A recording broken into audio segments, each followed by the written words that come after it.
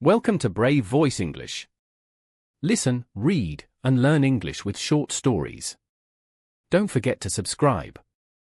Let's begin. The Rainy Adventure. The sky was a blanket of grey, thick and heavy with clouds. The morning sun had not shown its face, and the sound of raindrops tapping against rooftops filled the small town of Elmsworth. Most people stayed inside, cradling warm mugs and watching the weather from behind foggy windows. But not Max. Max was 10 years old, full of energy, and completely undeterred by the rain. His mother had warned him not to go out, but his curiosity was stronger than any storm. He pulled on his red raincoat, grabbed his umbrella, and opened the door with a grin. The smell of wet earth and rain filled his nose as he stepped onto the porch. Back before lunch, his mother called from the kitchen. "Okay," Max replied, though he had no idea how long his adventure would last. Max lived on the edge of Elmsworth, where houses gave way to woods, fields, and winding trails. His favorite place to explore was the old forest near Willow Creek. It was said to be enchanted, though most adults just laughed when kids mentioned it. As Max made his way through puddles and down slippery sidewalks, the rain came down harder, making the world blur into soft shades of green and grey. His boots splashed with every step, and his umbrella danced in the wind. By the time he reached the edge of the forest, Max was soaked from the knees down, but he didn't care. The trees were tall and swayed with the wind, their leaves dripping with rain. The path ahead looked mysterious, like it led to another world. Max stepped into the forest, and the rain immediately softened. The trees acted like umbrellas, catching most of the water. A few drops still fell, but the sound was different here, quieter, almost musical. He walked deeper into the woods, marveling at how the rain brought everything to life. Mushrooms had popped up along the path, birds chirped from hidden branches, and frogs leapt from puddle to puddle. Then, something unusual caught his eye. A narrow trail, barely visible and overgrown, veered off to the right. Max had walked these woods many times, but he had never noticed it before. His heart beat faster with excitement. He followed the trail without hesitation. It led him over a tiny wooden bridge, across a stream, and through thick bushes that tugged at his coat. On the other side, he found something he never expected. A house.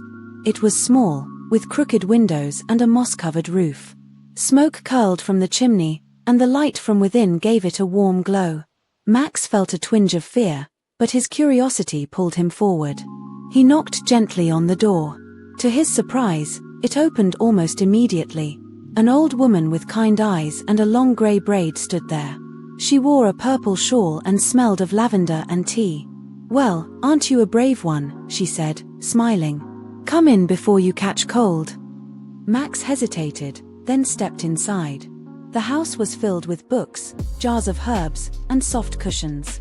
A fire crackled in the hearth, and a fat orange cat blinked lazily from a rocking chair. "I'm Max," he said, wiping his feet. "Nice to meet you, Maximum. I'm Lila. I don't get many visitors out here. Is this your house?" "It is. Been here for a long time. The forest takes care of me, and I take care of it." Max looked around in wonder. "It's amazing."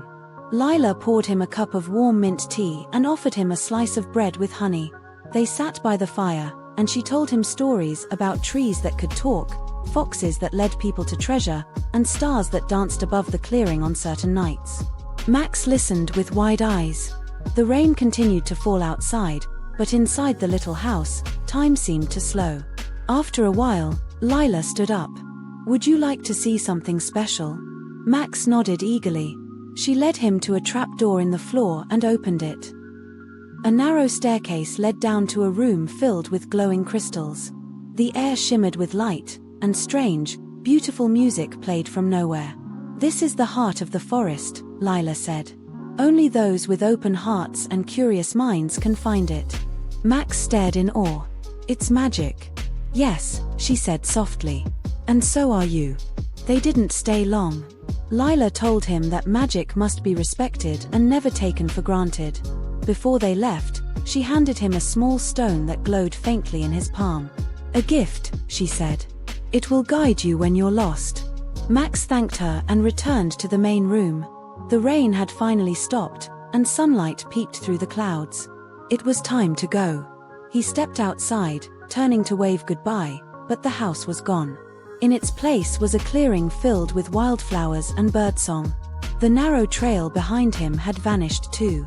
Max stood still, blinking, unsure if it had all been real. But then he looked at the stone in his hand. It was still warm, still glowing. He smiled.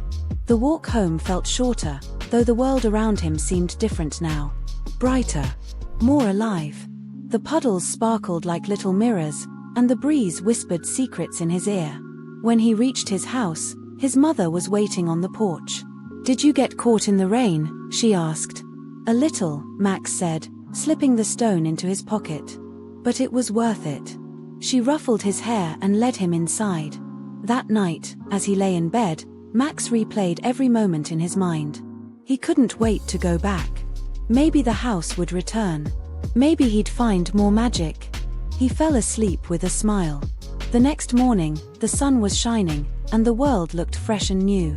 Max returned to the forest, searching for the hidden trail, the bridge, the clearing, but he couldn't find them. It was like they had vanished completely. Still, he didn't stop looking. Day after day, he explored different parts of the forest. He learned to listen to the trees, to read the wind, and to follow the whispers of the stream. He helped a baby bird back into its nest. He discovered a patch of wild strawberries. And once, he even saw a fox with golden eyes watching him from behind a tree. The stone stayed in his pocket, a quiet reminder that magic was real and the adventure had only just begun. Years passed. Max grew older. But the forest never lost its wonder. And neither did he.